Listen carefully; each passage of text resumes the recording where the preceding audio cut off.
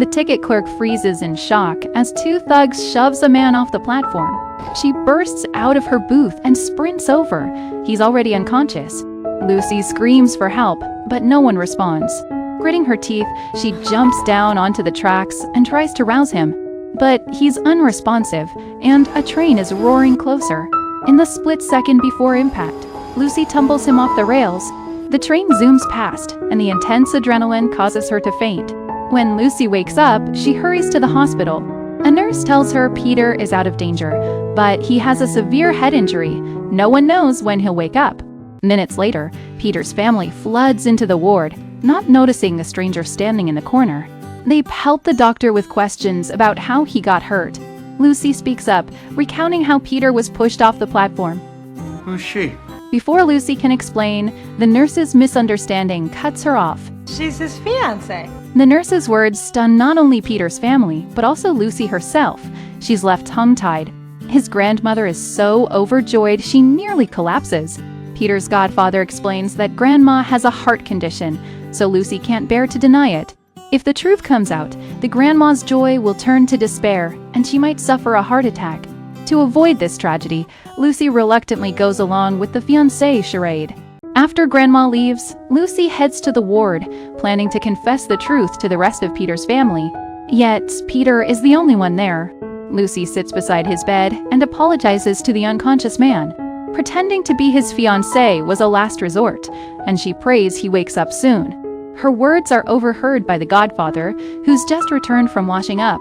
A flicker of disappointment crosses his face, but he doesn't blame Lucy. Instead, he begs her to keep pretending until Peter wakes up. He's terrified the grandmother won't survive the truth.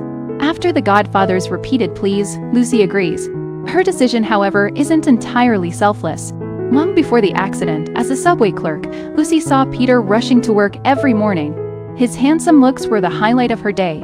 But Lucy is introverted. She's kept her crush hidden deep in her heart. Even though it's all an act now, she can't help but hope. Maybe pretend could turn into reality?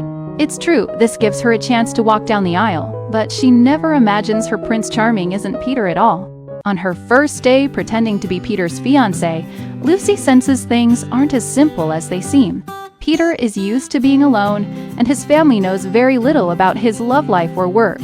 Curious, they pepper Lucy with questions about the details of their relationship. Lucy makes up stories, but the more lies she tells, the more guilty she feels. Overwhelmed by the pressure, she even considers giving up. Lucy shares her experience with a colleague and asks for advice. Instead of telling her to quit or keep going, the colleague just urges her to relax and go with the flow. Lucy makes up her mind to keep hiding her identity until Peter gets better, then she'll confess everything. Christmas rolls around with twinkling lights, and Peter's family invites Lucy to celebrate with them. They treat her warmly and affectionately, with no pretense at all. Everyone also gives her carefully prepared gifts, leaving Lucy deeply touched. Having lost her parents at an early age, she hasn't celebrated a holiday in years, let alone felt this kind of care from others. Thanks to the godfather's subtle guidance, everyone accepts Lucy as Peter's real fiancé, except Peter's younger brother, Jack. Jack knows his brother too well. He's certain Peter would never fall for someone as introverted and plain-looking as Lucy.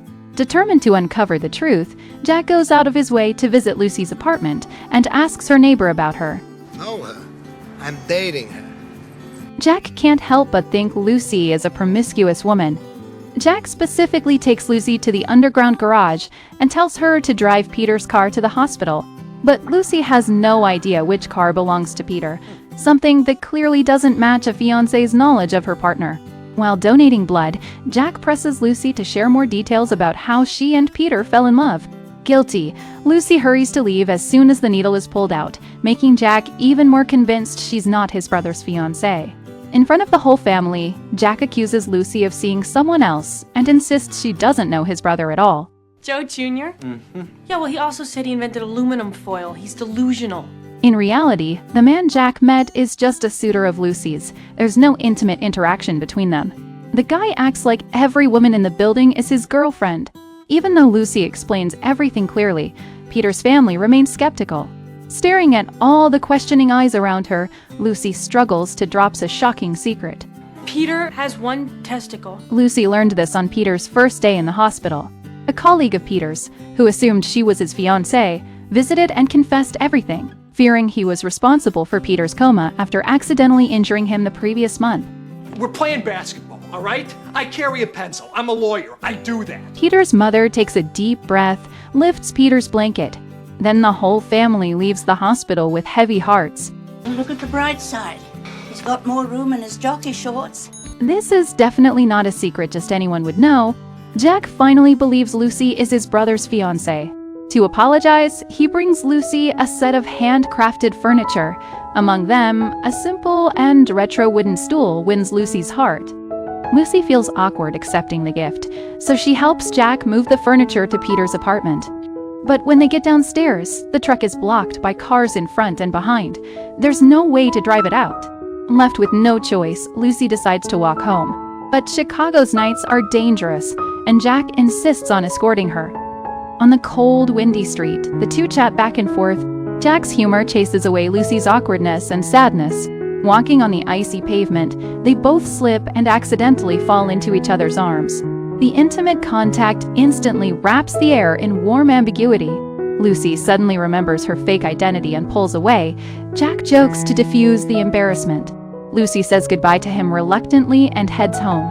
Standing by the window, she watches Jack limping from the fall and breaks into a smile. At a family dinner, Lucy and Jack meet again. With Peter now engaged, the family presses the single Jack to find a girlfriend. When asked what kind of woman he likes, Jack can't bring himself to make eye contact with Lucy. I like blondes, chubby ones. None of the standards Jack lists match Lucy. She can't help but feel disappointed and sad. As they're leaving, they unknowingly end up standing under the mistletoe. The family teases them to follow tradition, and the two share a kiss. Lucy realizes a shocking truth. She's fallen in love with Jack after just a few days together. In reality, these complicated feelings make sense for Lucy. She's never had any real interaction with Peter. Her initial crush was just physical attraction, with no genuine emotion behind it. For someone like Lucy, who lost her parents young and craved love, it's hard to resist a man as gentlemanly, funny, and attentive as Jack. And Lucy's down-to-earth kindness has won Jack's heart too. But his greatest strength becomes an obstacle to love. He can't bring himself to steal his brother's fiancée. One day at work, Peter's sister stops by the ticket booth with friends, showing off proudly.